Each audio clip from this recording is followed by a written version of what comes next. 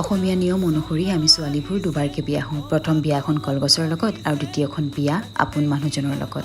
কেইদিনমানৰ আগতে মোৰ ভণ্টিৰ সৰু বিয়া হৈ গ'ল। এইটো ভিডিঅ' আপলোড কৰিম বুলি থাকোঁতে এটা দুখ লগা খবৰ আমাৰ মাজলৈ আহিল, যিটো খবৰে গোটেই অসম গোটেই বিশ্ব কঁপাই তুলিলে।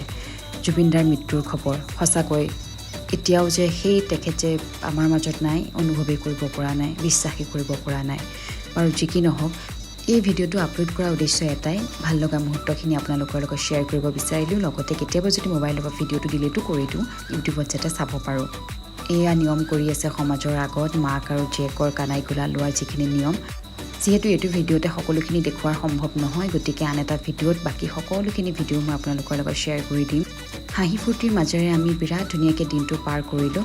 ৰিচিপশ্যনৰ ভিডিঅ' আপোনালোকৰ মাজলৈ অতি সোনকালে আগবঢ়াই দিম। এতিয়া মাত্ৰ এটাই বিচাৰোঁ, সোনকালে যাতে জুবিন গাৰ্গে জাষ্টিছ পায়, তাকে ভগৱানৰ ওচৰত প্ৰাৰ্থনা।